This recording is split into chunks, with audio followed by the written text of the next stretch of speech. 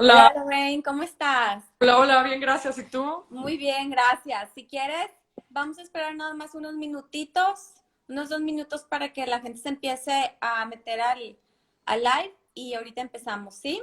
Claro que sí, aquí voy a estar. Perfecto. Muy bien.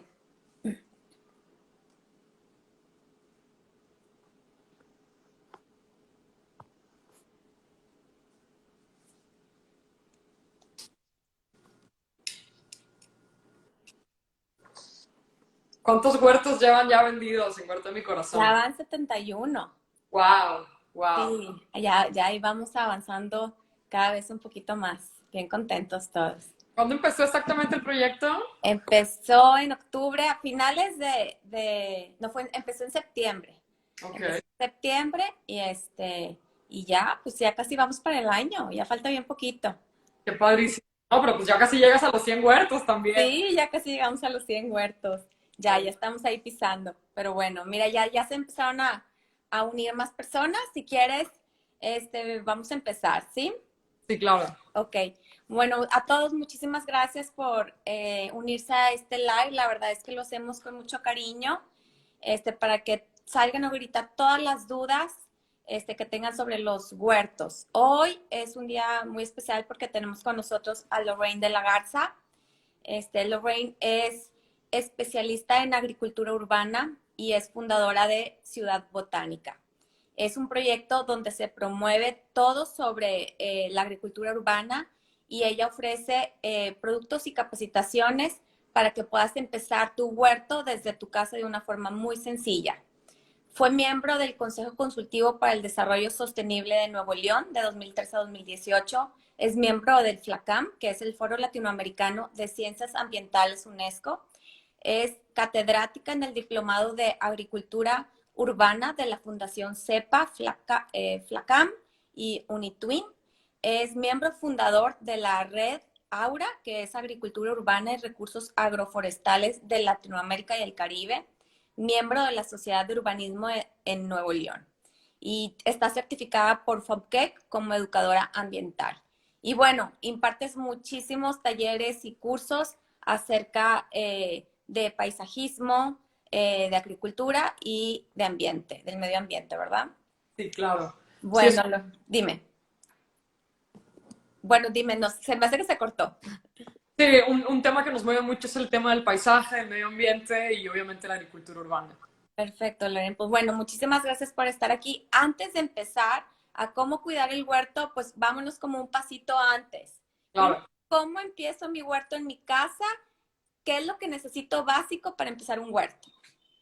Claro, ¿no? Pues yo siempre que empezamos nuestros talleres, invito a la gente o les recuerdo esta parte que de repente un día se nos prende, ahora sí que se nos prende la moto de que quiero poner un huerto o ya traes la idea en la cabeza, estás divagando y de repente un domingo, un sábado que está disponible, dices quiero empezar y corres a Home Depot y compras un montón de cosas y luego llegas a tu casa y no sabes qué hacer, ¿no? O a lo mejor compraste las cosas equivocadas, etcétera. Entonces yo siempre los invito a que si ya tienen la idea de empezar un huerto, antes de correr a la tienda y comprar así como que todo lo que me encuentro enfrente, es pensar qué tipo de huerto quiero, ¿no? Entonces, es la planeación, ¿no? Yo los invito siempre a agarrar pluma y papel y empiezan a pensarlo. Bueno, primero en dónde vivo. En dónde vivo tengo jardín, no tengo jardín, tengo una jardinera, o si tengo una jardinera, o tengo un patio, pero es cemento, o es pues losa. O sea, ¿qué es lo que tengo? En dónde pienso cuál es el espacio que voy a destinar para mis plantas, ¿no? Entonces, ahora vivo en un departamento donde me voy a quedar aquí mucho tiempo o no me voy a quedar o estoy por moverme. Todas esas son como consideraciones antes de tomar el paso de, bueno, ¿qué es lo que más me conviene a mí, ¿no? Entonces, la verdad es que la mayoría de las casas ahora en Monterrey, o en general la mayoría de los departamentos ahora en Monterrey, pues vienen sin una jardinera, ¿no? Entonces, si vives en un depa, a lo mejor tienes un balcón, pero pues no tienes jardín, ¿no? Entonces, mucha gente, oye, es que yo traigo mi huerto, pero no tengo espacio, ¿no? Entonces, es ahí donde entran los huertos, ¿no? Por ejemplo, los huertos de Huerto de mi Corazón de Fibra de Vidrio son una excelente opción. La medida que es modular es como increíble porque cabe en cualquier balcón, o sea, puedes tener un balcón muy chiquito o un balcón muy grande y cabe. Cabe en cualquier pasillo, evidentemente, incluso en una cochera donde recibas luz, es como una opción súper amigable, sus rueditas, lo puedes mover de un sitio a otro, etcétera, etcétera, ¿no? Entonces, ya que decidí el espacio donde voy a tener mis plantas, pues decidí empezar el huerto, viene la parte de la tierra y de las semillas, ¿no? O del sustrato y tierra, ¿no? ¿Cómo voy a llenar mi huerto, ¿no? Entonces, la mayoría de las veces siempre pensamos en la famosa tierra para macetas o tierra que viene en el Home Depot, de los viveros, etcétera, ¿no? Entonces, ¿qué es la tierra para macetas o qué es la tierra preparada, ¿no? Yo siempre les digo que la tierra, la gente dice, no, pues que la tierra negra, ¿no? Que es la que es muy rica en nutrientes, y sí, efectivamente, de hecho, por eso el color de la tierra negra, cuando hay mucha materia orgánica, que es la que tiene como todos los nutrientes que le ayudan a las plantas, quiere decir que la tierra tiende a ser un poco más oscura o más café o más roja, incluso son las tonalidades de la tierra, ¿no? Pero, ¿qué es lo que pasa? A veces también hay gente que me dice, si quiero poner un huerto porque me encanta, y aquí en el área de los departamentos hay una jardinera, hay un montón de tierra, entonces de ahí voy a sacar tierra y se la voy a poner a mi huerto, ¿no? Entonces esa es una opción, pero hay que considerar ciertas cosas antes de ir como que a poner tierra o a robárselo al parque o a robárselo al vecino o a comprar el costal de tierra negra del camino que pasa por las colonias de tierra para macetas, de que, ¿qué es lo que hay que considerar de la tierra para los huertos, ¿no? Las plantas de horticultura o de huertos, que son las que tienen un carácter productivo porque nos producen una fruta, una hoja, una flor que nos comemos, son un poquito más caprichosas que las plantas ornamentales o las plantas de ornato, ¿no? Que por alguna manera u otra es como si fueran plantas de adorno. No es que sean de adorno, obviamente ofrecen un servicio ambiental invaluable, pero cuando hablamos de horticultura o de plantas de huerto, sí hay que considerar que tienen otras necesidades de nutrición, de sol, de agua, de defensa contra plagas más particulares, ¿no? Entonces, eso obviamente se ve o se refleja en la tierra, ¿no? Entonces, yo siempre les digo, tengan mucho cuidado con la tierra que compran o con la tierra que te regalan o la tierra que sacas del jardinero o del parque, porque a lo mejor puede ser tierra negra y puede estar muy rica en nutrientes, pero a lo mejor ya viene contaminada con alguna plaga o viene, se le llama también tierra contaminada, no que tenga algo tóxico, sino es una manera como común de decir en el mundo de la jardinería a la tierra que a veces ya viene con otras semillitas o con otras hierbitas. Entonces, ¿qué es lo que pasa? Agarras tierra así de cualquier sitio, que tú la pones a tu huerto y pones tus semillas y empiezas a regar y te empiezan a salir, bueno, tus semillas, pero también te empiezan a salir otras cosas, ¿no? Porque Las hierbitas ahí que se ven raras. Ajá. esa, ¿no? Entonces mucha gente, ay, bueno, es que son plantas, no hay que matarlas, pues sí son plantas, pero hay que considerar el carácter, vuelvo, productivo de las plantas, ¿no? Entonces al final del día, nuestro alimento o nuestras hortalizas van a ser tan ricas o tan nutritivas, perdón, como lo está nuestra tierra, ¿no? Entonces, pues la planta obtiene los minerales y los nutrientes de la tierra. Okay. Y esa tierra está dándole planta a tus tomates, está dando nutrientes a tus tomates, a tus zanahorias, pero también se lo está dando a la hierbita, a la, okay. Ahora sí que están compitiendo por nutrientes, ¿no? Entonces, por eso, cuando vean hierbitas, por eso le llaman como hierba mala, no es que sea mala, pero sí le resta energía, agua, sol, etcétera, okay. A la que queremos tener en realidad en nuestro huerto, ¿no? Entonces, pues siempre la recomendación es cuando tengan esas hierbitas, pues es arrancarlas con mucho cuidado, pero por eso a veces también evitar cualquier tipo de tierra, porque cuando se vaya una tierra contaminada, no es que la tierra tenga petróleo o algo así, sino que viene ya con otras semillas, ¿no? O sea, de entrada tendríamos que buscar tierra negra o sustrato orgánico. Cualquiera claro. De esos dos, con eso podemos empezar el huerto con ese tipo de tierra, vayamos, ¿verdad? Claro. Entonces, de preferencia siempre comprar un sustrato que ya venga preparado para este tipo de propósito, porque ya nos garantiza comerciante que ya está limpio, ¿no? Además de que eventualmente hay tierras contaminadas, ¿no? O sea, mucha gente que dice, no, es como fui a la carretera y había un señor vendiendo costales de tierra, 3 por 50 pesos, es aguas. ¿De dónde sacó esa tierra en realidad? Muchas veces ni ellos saben, ¿no? ¿De dónde sacaste? No, estamos aquí pelando un cerro, ¿no? Es como, bueno, y ese cerro que tenía, ¿no? Entonces, es como que ser más cuidadosos con nuestra tierra porque esa es la base de nuestro huerto, ¿no? Entonces, la base de la vida, ¿no? Entonces, considerar esa parte y tienen ya las semillas, ¿no? ¿Cómo escoger las semillas adecuadas, no? Siempre que tenemos un huerto, pues tenemos, o sea, por ejemplo, nosotros en Ciudad Botánica tenemos 100 tipos de semillas distintos, entre hortalizas de raíz, hortalizas de fruto, hortalizas de flor, hortalizas de hoja, etcétera, hierbas, en fin. Entonces, ¿cómo escoger? Siempre nos emocionamos y queremos un poco de todo, ¿no? Pero siempre, cuando hacemos un huerto de mi corazón, es un huerto que tiene 8 variables o que te permite 8 variables en una misma cama de cultivo, ¿no? Entonces, ¿qué es lo que siempre se recomienda aquí?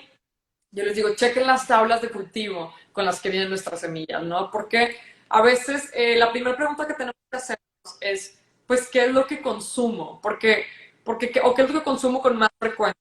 Porque eventualmente, si hay algunas cosas que en realidad no me gustan tanto, pero me regalaron las semillas, por decirte un ejemplo, ¿no? Oye, que el perejil, ¿no? Es que realmente en mi casa soy la única persona que come perejil, a nadie más le gusta, pero me regalaron las semillas.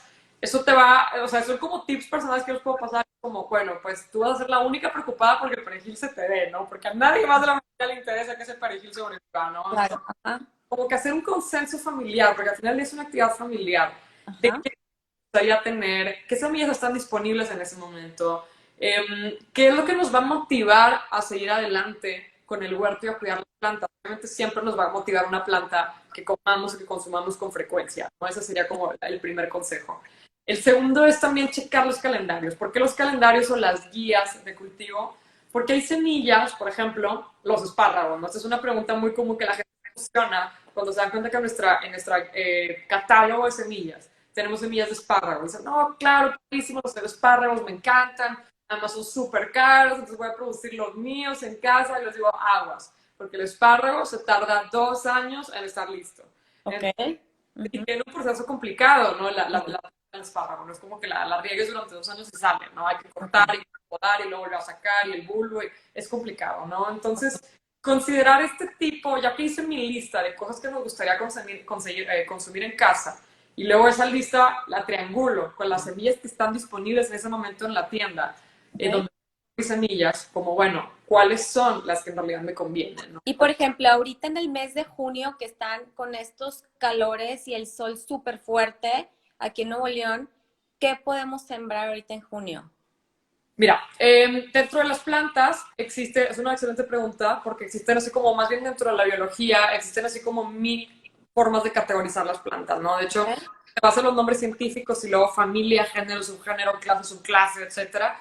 Este, ahí está la familia, la gran familia de las solanáceas. ¿Qué son las solanáceas? Como su nombre lo dice, las que requieren muchísimos. Y Ok. para los libros de biología, de que cuáles son las solanáceas, son básicamente las hortalizas que me emiten un fruto que yo arranco y me como, esas requieren muchísimo sol, ¿no? Por eso, digamos, voy a dar un pasito para atrás. Hay muchos tipos de hortalizas. Las hortalizas de raíz, que son las que crecen abajo de la tierra. Aquí entran zanahorias, cebollas, betabel, papas, etcétera, ¿no? Y luego están las hortalizas de hoja o las ensaladas, que son las que crece una planta superficial cuya hoja es la que arranco y me como, ¿no? Están todas las lechugas, bola, orejona, romana, roja, etcétera. Está la espinaca, está la selga, está todas, la arúgula también, obviamente todas las hierbas aromáticas también aquí están, porque yo lo que estoy cosechando es la hoja que arranco y me como o se la pongo en la ensalada.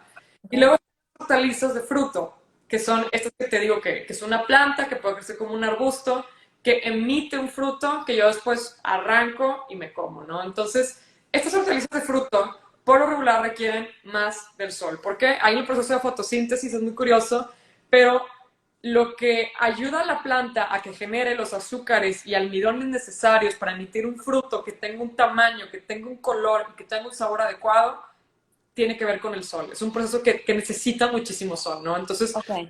siempre cuando nos estamos acercando al verano o a los meses de más sol, es cuando yo les digo, aprovechen para plantar tomates, berenjenas, pepinos, calabazas, pepinillo, aquí, todas estas como les digo, que tienen un fruto que yo arranco y me como, estas son así como ideales. Ahorita les encanta el clima en Monterrey.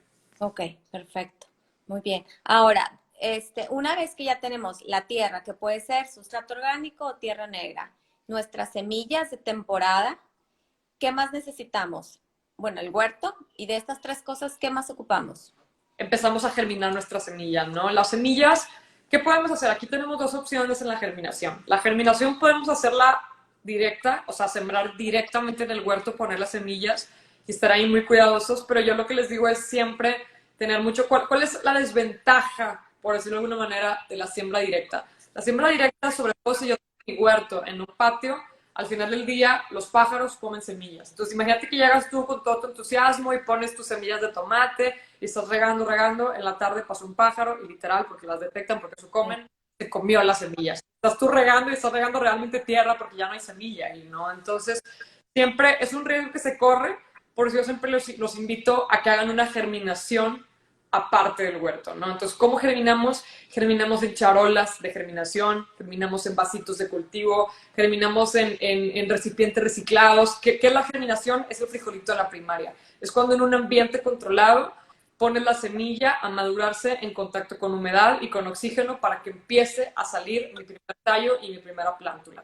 Ya que mi primer tallo y mi primera plántula, al igual que el frijolito de la primaria, alcanza unos 10, 15 centímetros, entonces ya la paso al huerto, ¿no? ¿Por qué esto? Ah, bueno, un tema de la germinación. Como tip, cuando germinamos, al igual que el frijolito de la primaria, no necesita tierra la semilla. Con que tenga un ambiente de humedad, que puede ser en un algodón, en un papel, en un trapo, etcétera, o en un sustrato inerte, que puede ser la fibra de coco, la pelita expandida, con que tenga humedad, oxígeno y luz, que puede ser luz indirecta, Ajá. nuestra semilla empieza a germinar. Yo cuando nos alcanza unos 10 metros de altura, ahora sí, que cuando nos damos cuenta de esto, digamos que es el proceso de incubación de la planta. Cuando la planta empieza a sacar sus raíces, que las vemos pegadas en el algodón o en el vasito, etcétera, es que ya tiene, digamos, como que bocas o dientes, digamos de alguna manera, suficientes para empezar a asimilar los nutrientes de la tierra. Entonces, es ahí donde paso mi plántula al huerto y ya no es tan vulnerable a que pase un pájaro y se la coma, ¿no? Porque el pájaro no come semilla, el pájaro no come plantas, come semilla, ¿no? Entonces, eso es lo que los puedo dar. Perfecto. Ahora, bueno, ya que tenemos nuestro huerto, en nuestro caso el huerto de mi corazón ya tiene rueditas. Entonces, ahí es donde podemos utilizar esto de que cuántas horas de sol lo pongo, cuántas veces lo riego, lo pongo ya a la sombra. ¿Cómo le hacemos ahí? Yo sé que dependiendo mucho de lo que plantes, de lo que siembres, pero normalmente ahorita estamos empezando los 35 grados en la mañana y terminamos literal los 33 grados en la noche, 9, 10 de la noche. Entonces, ¿cuántas horas de sol le tengo que dar a mi huerto para que no se me calcinen las plantas? Claro, es una excelente pregunta también. Fíjate, las solanáceas, volviendo al tema de las solanáceas, por lo regular, siempre se recomienda en la agricultura que tienen que recibir 6 horas de sol al día, ¿no? Entonces, 6 horas como mínimo o como máximo. como mínimo, como Como mínimo. mínimo 6 horas, ok. Pero pasa, sobre todo si mezclamos o tenemos un cultivo mixto, que tenemos hortalizas de fruto y hortalizas de hoja, las hortalizas de hoja, las lechugas, las acelgas, etcétera, obviamente son un poquito más vulnerables a esas. De hecho, las hortalizas de hoja requieren 4 horas de sol al día, ¿no? 4 o 5 horas, ¿no? Entonces, ¿qué es lo que pasa cuando tenemos un cultivo mixto, que es lo más normal del mundo? Pues es en donde empiezas a tomar decisiones, ¿no? Porque uno tiene que aprender más bien a conocer los síntomas de la planta, ¿no? Entonces, por eso es importante que el recipiente, o sea, por eso es padre que se pueda mover el recipiente, ¿no? Porque, digamos, no es lo mismo las 6 horas de luz que dan en el patio de mi casa que las que dan en la casa del vecino, ¿no? Porque el patio de mi casa a lo mejor ahorita no tiene ningún árbol, entonces las 6 horas de luz en realidad son como 8 y es luz directa porque es durante todo el paso del sol, desde la mañana hasta la tarde, no tengo ningún árbol y entonces pues me va a afectar la planta, ¿no? Entonces, pero en cambio mi vecino tiene a lo mejor la misma guarnición de patio, pero él tiene un árbol que le da una sombra indirecta y a lo mejor tiene un edificio enfrente que en la tarde le refleja la sombra, entonces a lo mejor las paredes de su patio están pintadas de un color gris que no refleja tanto el sol, entonces esas son variables que me afectan o sea, que interfieren en la cantidad de horas luz que recibe una planta al día, ¿no? Entonces por eso es como muy regular y entonces más bien yo siempre nos invito a que nos empapemos y conozcamos cómo nos está hablando nuestra planta para saber detectar, oye, ¿sabes qué? En mi caso sí necesito en este momento mover el huerto a un lugar un poquito más sombreado. ¿Cuáles son los síntomas, no? Cuando empezamos a ver, pues más claro, ¿no? Que nuestras hojas empiezan a chicharrar, es demasiado sol, le está llegando demasiada luz, la canícula, a lo mejor mi patio tiene paredes blancas y refleja mucho la luz solar, entonces, ¿sabes qué? Esto le está afectando al huerto, empiezas a ver eso. Y lo pasas a las sombras de cuenta. Lo mueves a un lugar un poquito más sombreado, que puede ser abajo de un árbol, que puede ser en un pasillo, o que puede ser en el mismo patio de tu casa, pero donde a lo mejor en ciertas horas de la tarde, a lo mejor la cocina que tienes enfrente ya le da sombra, ¿no? Ya no, o sea, recibe luz, pero es luz indirecta, ¿no? Entonces eso ya digamos que aliviana un poquito el huerto. Ok. Una de las preguntas como más, a veces dices, bueno, pero ¿cómo sé si estoy recibiendo más sol o menos sol? Más sol de lo necesario es muy evidente porque la hoja se empieza a chicharrar, literalmente, ¿no?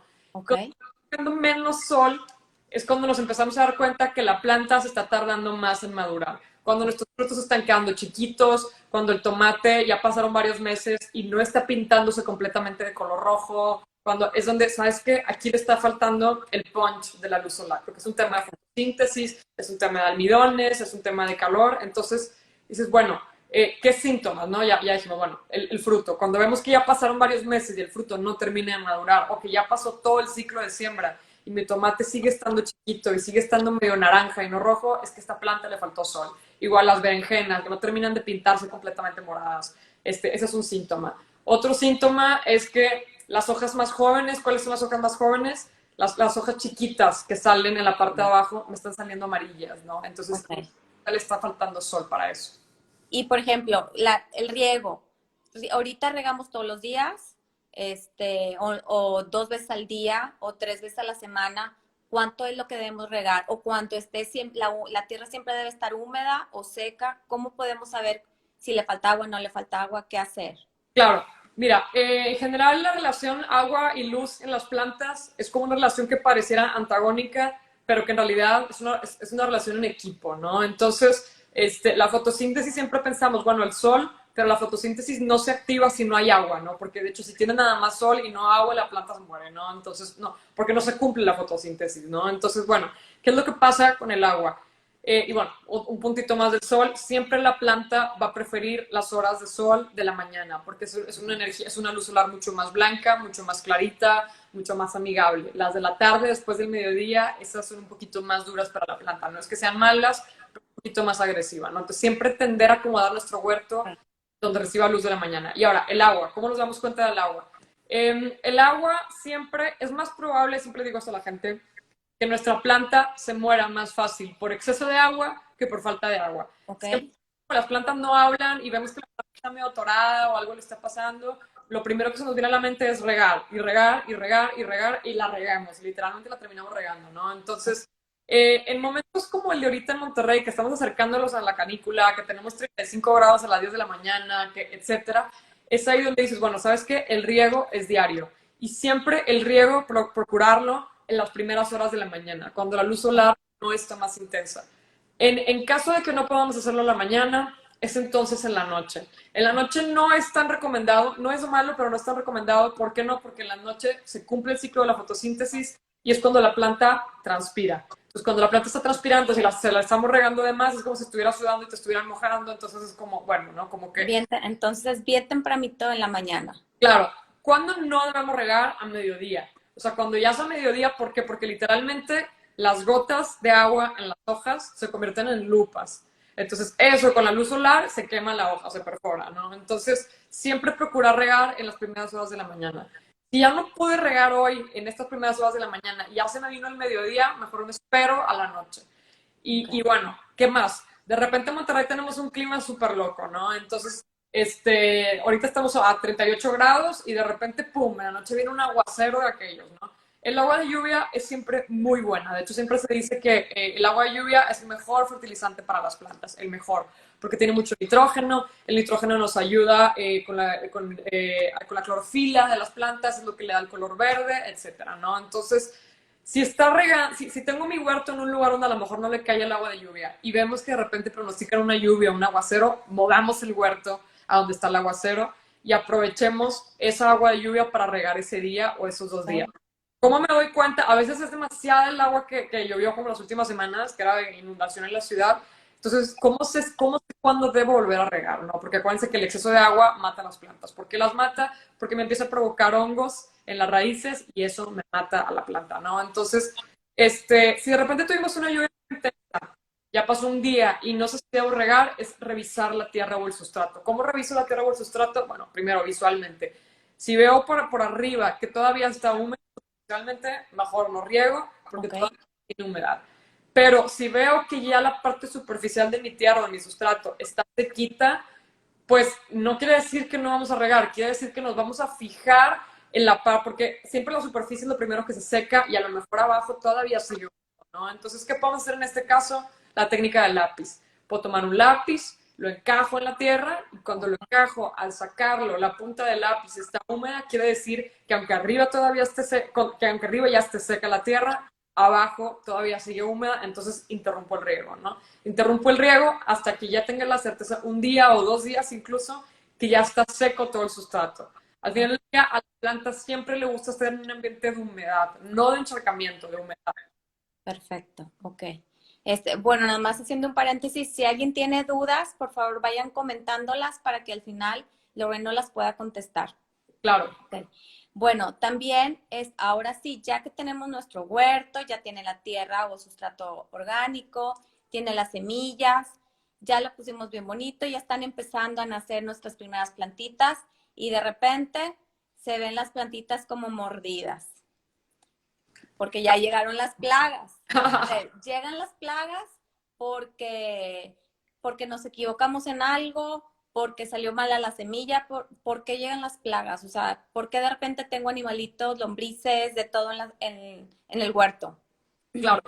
Las plagas es lo más normal del mundo, ¿no? Sobre todo en plantas comestibles. Si nosotros comemos la lechuga y la selga, tú imagínate que no se lo va a comer un gusano, una mariposa, o sea, es normal, ¿no? Entonces, siempre, desafortunadamente, como estamos más acostumbrados a tener plantas de ornato que no son tan susceptibles a plagas, pero sí son en realidad, cuando vemos un bicho en una de nuestras, híjole, nos asustamos y pensamos que nos equivocamos. Yo siempre le digo a la gente, si ves una plaga, tranquilo, es normal, vamos a ver cómo solucionarlo.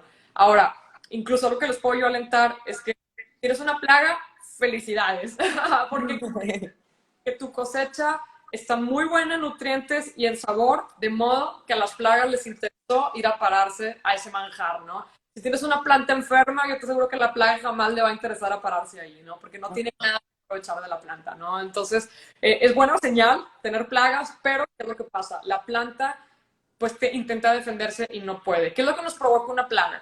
Las plagas, por ejemplo, las más comunes son los gusanitos o las lombrices, ¿no? Las lombrices, bueno, hay lombrices buenas y hay lombrices malas. Las lombrices que están en la tierra son lombrices buenas porque nos ayudan a descomponer la materia orgánica que es nutriente para la planta. Los gusanos que están arriba en las hojas y que se comen, esas son malas. ¿Por qué? Porque literalmente se están comiendo mi cosecha, ¿no? Entonces, la planta evidentemente detecta que algo la está atacando, intenta defenderse y dedica toda su energía, en vez de producir nuevas hojas, nuevas flores, nuevos frutos, en defenderse de la plaga. Y obviamente pues no puede, porque la planta no tiene manos para arrancarse los gusanos, ¿no? Entonces, eso hace que mi planta se debilite y eventualmente, literal, pierda, ¿no? Entonces, ¿qué es lo que vamos a hacer cuando vemos una plaga? Es, bueno, primero, siempre observar muy bien nuestra planta, aprender todos los días a interactuar, porque las plagas se esconden en las partes de abajo de las hojas, ¿no? Obviamente no les gusta el sol y por lo regular las plagas salen en la noche. Tú puedes ya tener una plaga y no darte cuenta porque nunca la ves, pero apenas te vas a dormir, ya que no hay luz solar, sale la plaga, ¿no? Entonces, a comer hojas, a atacar a la planta, ¿no? Entonces, siempre estar monitoreando muy bien nuestras plantas en la parte superior e inferior de las hojas. Y, bueno, esa sería una. La segunda, es muy importante prevenir las plagas. O sea, si tenemos un huerto, tenemos que ser conscientes que tarde o temprano vamos a tener una plaga. Eso es normal, ¿no? Entonces, ¿cómo voy a prevenir que la plaga llegue al huerto, no? Es importante siempre a nuestro huerto, al menos una vez a la semana, una vez cada 2 semanas, rociarlo con repelente, que te voy a platicar los repelentes, para que a la planta no se le antoje venir a mi huerto. Ahora, si ya tengo un problema de plaga, porque es normal, porque ya apareció la plaga, porque ya me di cuenta, entonces la aplicación de mi repelente va a ser no una vez a la semana, va a ser una vez cada día hasta que la plaga se vaya, ¿no? Entonces, esa es la aplicación de repelente. La segunda, siempre lo más que podamos ayudar a nuestra planta a defenderse de la plaga, lo mejor. ¿Qué quiere decir esto? Que si vemos que tenemos la hoja de acelga y está lleno de ácaros, está lleno de gusanitos, está lleno de araña roja, lo que vamos a hacer es, además de aplicar el repelente, si podemos, antes de aplicar el repelente, tomar una esponja, trastes, la parte verde o la parte más fibrosa de la esponja y con mucho cuidado tratar de arrancarle todo lo más que podamos de los gusanitos, de los bichitos, parte de arriba y parte de abajo. Y ahora sí que le retiramos la mayor cantidad posible, ahora sí aplicamos el fertilizante. Porque obviamente cuando quitemos esos bichos con esponja, no se van a ir todos porque ya dejaron sus larvas, sus huevecillos, pero sí le estamos ayudando a la planta. O sea, hay que trabajar en equipo con la planta, ¿no? Ok. Esa es la recomendación, ¿no? Ahora bien, ¿qué tipo de repelentes podemos utilizar, no? En el mercado venden cada vez más, en las tiendas tradicionales tipo Home Depot o viveros, pues el plaguicida o el veneno para ese tipo de plagas, ¿no? Entonces, ¿qué es lo que pasa con ese tipo de plaguicidas? El plaguicida, pues es veneno, o plaguicida tradicional es veneno, y así como nos mata la plaga, nos mata todos los demás organismos que viven en el huerto. O sea, polinizadores como mariposas, como abejas, como todo eso, el veneno, pues lo mata, porque el veneno agarra parejo. Entonces Ok. ahí tenemos que pensar, bueno, por eso el mundo tiene ahorita una crisis de abejas, una crisis de polinizadores. Entonces hay que cada vez la ONU, la OMS tratan de regular más el uso de los plaguicidas tradicionales precisamente por esto, ¿no? Entonces, es entonces cuando mejor optamos por un repelente, que es un repelente, es una sustancia hecha a base de otros organismos vivos o otras plantas que ahorita platicamos, que nos ayudan a que nuestra planta no sea una tentación para la plaga. ¿Qué quiere decir? Que no las mata, simplemente no se la antoja, ¿no? Entonces, ahora voy a platicar de un repelente que podemos hacer nosotros en casa, ¿no? Entonces, ¿qué repelente? Porque hay repelentes botánicos y repelentes biológicos. ¿Cuáles son los biológicos? Voy mejor por los biológicos primero. Los biológicos son los repelentes que son hechos a partir de otros microorganismos que ya existen en la naturaleza que trabajan en equipo para evitar o prevenir una plaga. Por ejemplo, yo siempre les digo, es lo más parecido a una vacuna, ¿no? Una vacuna que te inyectan una parte del virus para que tu cuerpo haga resistencia a ese virus, ¿no? Entonces, hay plaguicidas biológicos hechos en base a hongos, en base a virus, en base a cosas así, ¿no? Entonces, estos son comunes en el mercado orgánico de jardinería, se conocen como plaguicidas biológicos. Pero luego están los plaguicidas botánicos. ¿Cuáles son los botánicos? Los que están hechos a partir de los extractos de los aceites esenciales de otras plantas. Por ejemplo, ahorita está muy de moda el aceite de neem. ¿Qué es el aceite de neem? El árbol del neem, que es un árbol de la India, emite un aceite, que es un aceite que se utiliza mucho para cuestiones medicinales, pero además este aceite tiene un aroma y una viscosidad tan característica que cuando tú se lo rocías en las plantas, en sus hojas y en sus tallos, tiene un aroma que a lo mejor a nosotros no nos afecta, pero a los bichos les molesta muchísimo porque es muy fuerte para ellos. Entonces, si tú cada semana rocías tus plantas con aceite de neem frente y vuelta de hojas, pues va a tener un aroma que a nosotros no nos afecta porque no es tan fuerte para nosotros y además te la puedes comer y no pasa nada porque este aceite incluso es comestible, pero al bicho no le gusta el aroma, entonces nunca va a ser una colonia ahí. Eso por un lado. El aceite de neem se encuentra en el mercado, nosotros lo vendemos en Ciudad Botánica. Hay otro tipo de plaguicidas, o más bien repelentes botánicos que podemos hacer en nuestra propia cocina, ¿no? Entonces, les voy a pasar un tip. Por ejemplo, todos los elementos que a veces nos sobran al final de la semana en nuestra despensa o en nuestro refri, que tengan un aroma o un sabor fuerte, nos pueden servir para hacer un repelente casero. ¿Qué son? Entran aquí la cebolla, el ajo, el chile, la canela, todas estas cosas. A veces ya cuando nos queda un cachito de la cebolla no lo quieres tirar, pero a lo mejor ya no está tan bueno como para cocinarlo. Les digo, no lo tiren, vamos a hacer un repelente con eso, ¿no? Igual, los chiles se los empiezan a poner como arrugaditos, ya no están tan padres, ya no los voy a comer, es como, no los tiren, vamos a hacer un repelente con eso. Entonces, al final de la semana recojan de la despensa Ok. todo lo que ya no está tan atractivo para comer, pero que sirve, y métanlo en la licuadora. Como ya les digo, canela, puede ser polvito de canela, obviamente el ajo, los dientes de ajo siempre nos terminan sobrando. Todas estas cosas que tienen aromas fuertes, mételos en la licuadora, pónganle un poquito de agua y hagan un licuado de eso, ¿no? Entonces, cuando licúas, obviamente lo pasas por un colador para filtrar todo lo que haya quedado de cáscara, etcétera, y lo pones en un spray atomizador, Ajá. y esa mezcla de olores, ese repelente que acabas de hacer en tu cocina, se lo aplicas a las hojas, igual, frente y vuelta, en los tallos, en la tierra, en toda la área del huerto. Entonces, ¿cuál es el resultado? Vas a provocar un aroma fuerte que a la plaga no le gusta, pero a ti como humano no te pasa nada porque al final del día es cebolla, ajo, etcétera, que son cosas que ya comemos en nuestra dieta y que no nos hacen daño, ¿no? Entonces, a veces la gente tiene la preocupación de que, ay, es que luego mis acelgas van a saber a ajo. Pues no pasa nada, lo único que vas a hacer es que antes de comértelas, cuando la arranques, pues lavas muy bien tu hoja de tu acelga para que por si acaso llegara a quedar algún residuo del aroma a ajo o a cebolla, pero es una manera muy práctica y muy accesible de prevenir plagas en el huerto. Perfecto, muy bien.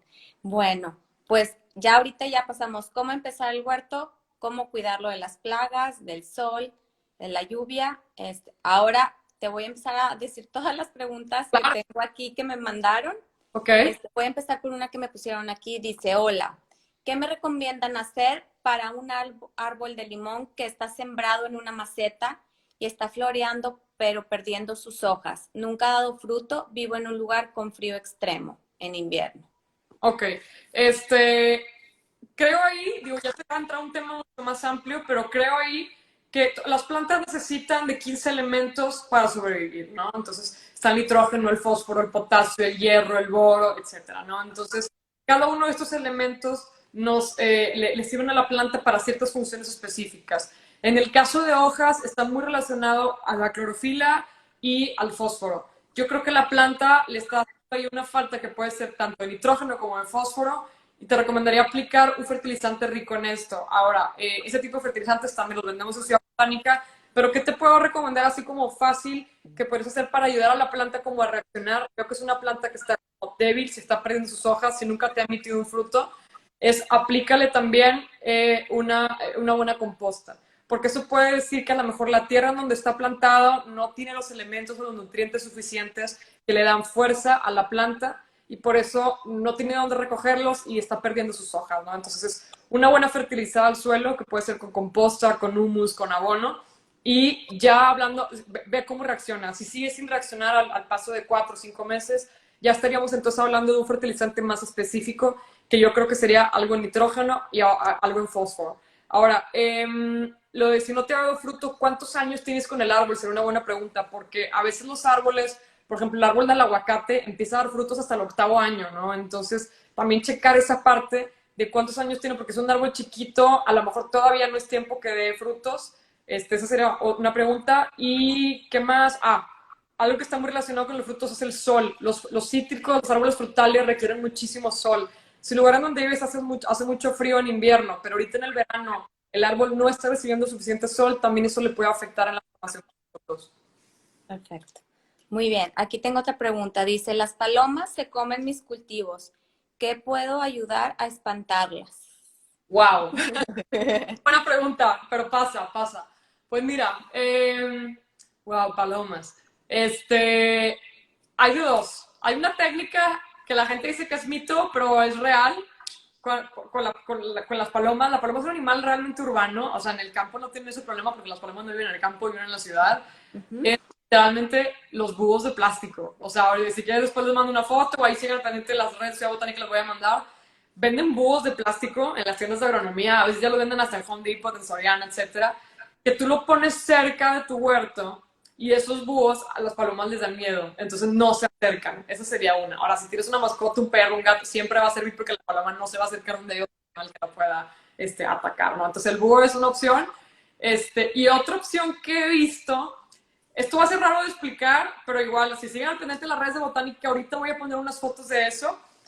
He visto gente, unos amigos en Texas que tengo, que tienen ese mismo problema, no nada más con palomas, con un montón de aves que tienen por ahí cerca, que a los frutos, sobre todo cuando es hortaliza de fruto, que son las que son más tentadoras para ellos, literalmente les ponen bolsitas de gasa, como las que le regalan a uno cuando vas a un baby shower, una primera comunión, que te regalan un rosario, que vienen unas bolsitas así como o es gasa, o es organza, o es eso, y que le tienen así como que un cierrecito muy fácil.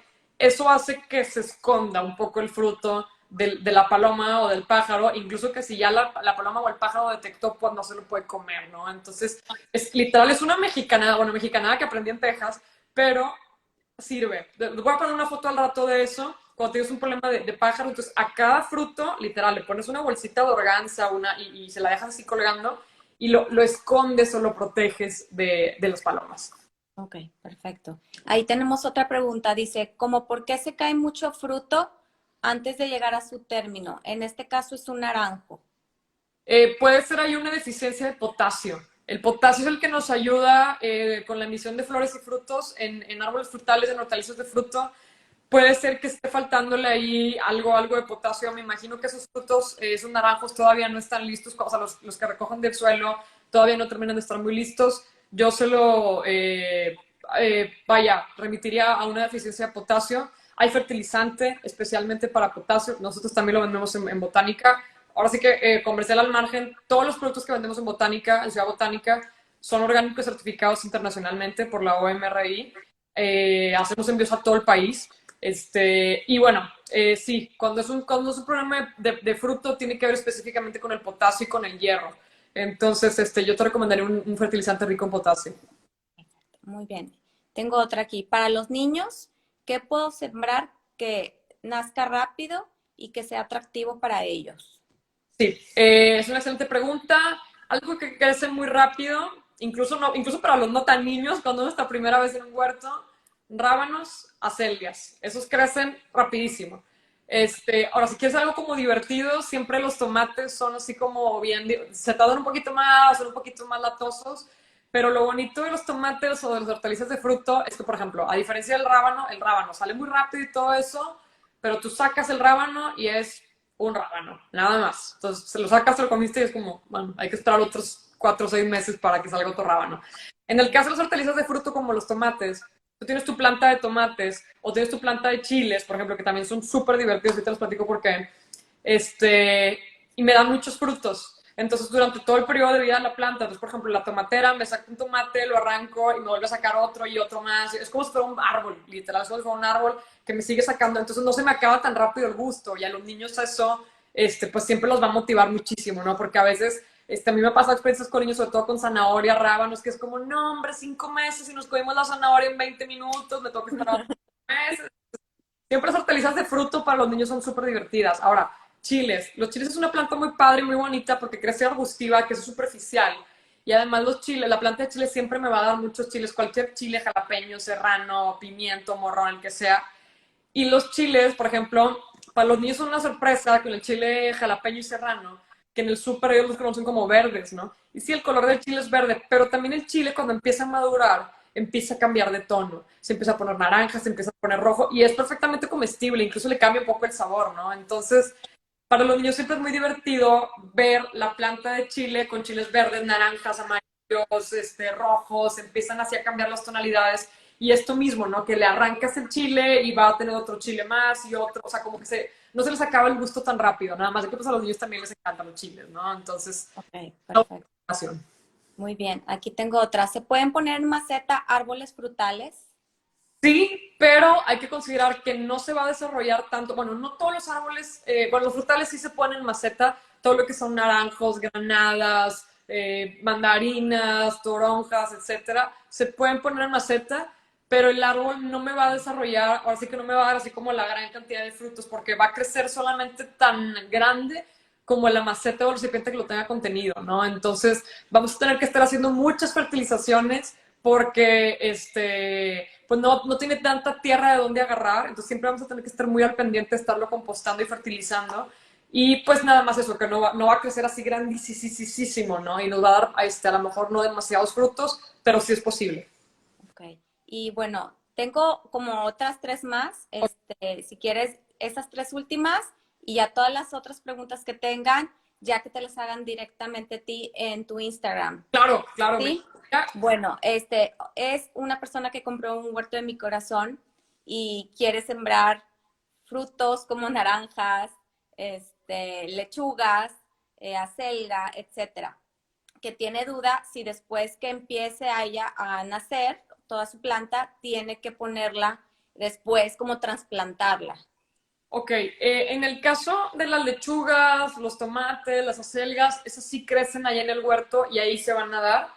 En el caso de las naranjas, como si es un árbol, esa sí requiere estar en una macetota muy grande o en una jardinera.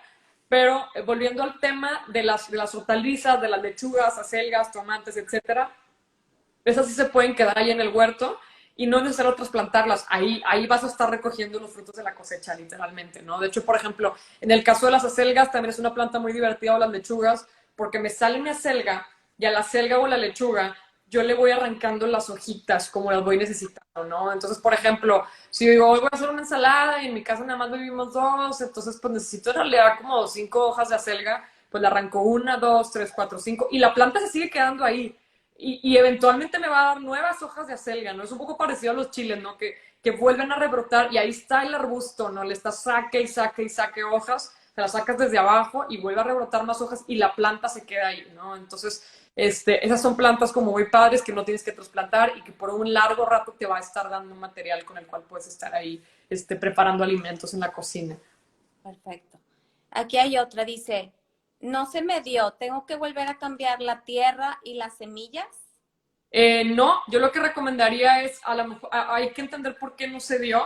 A lo mejor fue que la tierra no tenía suficiente nutriente, a lo mejor fue literalmente lo que platicábamos hace rato, que germinaron directamente en la tierra, un pajarito se comió las semillas y nunca nos dimos cuenta y luego, ay, es que nunca se me dio, no, es que nunca hubo semilla, ¿no? Okay. Entonces, volver a empezar, antes de volver a empezar, una buena fertilizada a la tierra con abono, con composta y ahora sí, hacer la germinación adentro de mi casa, en vasitos, en charolas, en almácigos y ya que tengan la planta, ahora sí trasplantaron el huerto, sabiendo que el huerto, la tierra ya está fertilizada. Ok. Y bueno, Loren, la última pregunta dice, vienen muchas abejas a mi huerto, ya me da miedo que me piquen, ¿qué hago? Pues es bueno porque están polinizando, de hecho son necesarias las abejas, ya sí son, hay temporadas en el año donde va a haber más abejas que en otras, pues yo no las ahuyentaría, o sea, solo más bien yo tendría cuidado de, bueno, a lo mejor no voy a salir en el día, en el momento del día justo en donde están las abejas. Pues no hay nada para las abejas, porque por lo regular cuando tienes un problema de ciertos bichos, etcétera, lo que se hace es que pones hierbas aromáticas que tengan aromas que le molesten al bicho para que cuando estés tú ahí, pues no les interese, por ejemplo, la citronela.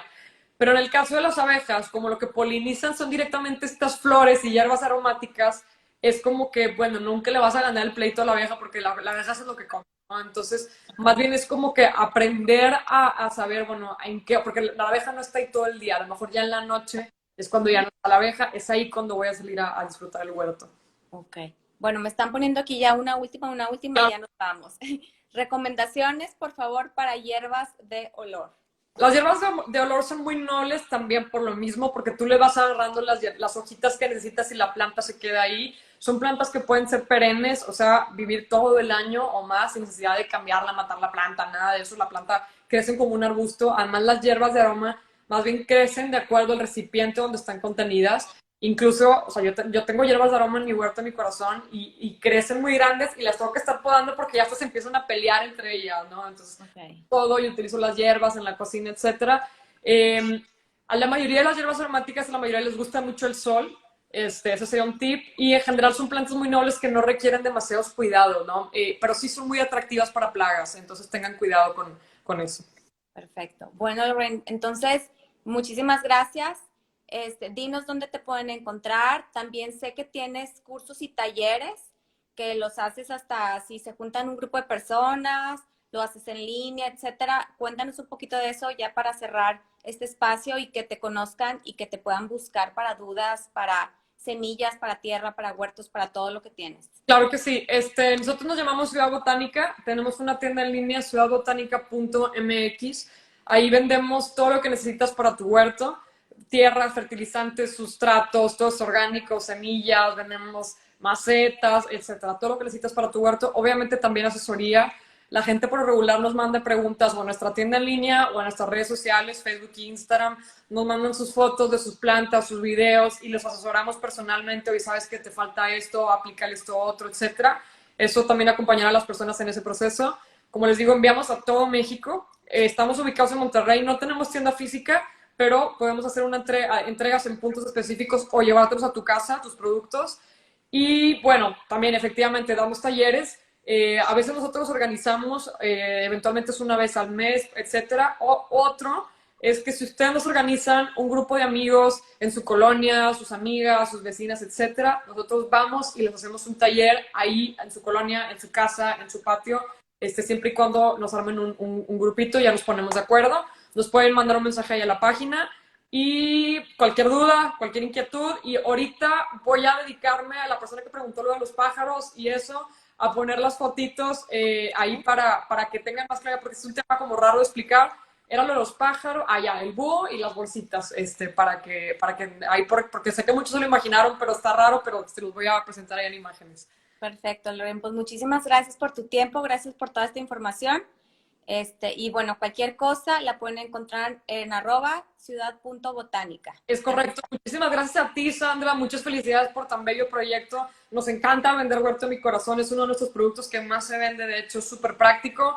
Y pues bueno, seguimos muy a la orden. Ojalá podamos organizar pronto un taller más práctico presencial para que nos puedan acompañar todas sus seguidoras. Claro, estaría padrísimo, Loren. Bueno, muchas gracias a todos y bueno, seguimos en contacto y gracias, que coman bonito. Nos vemos pronto. Bye, bye. Bye. Bye.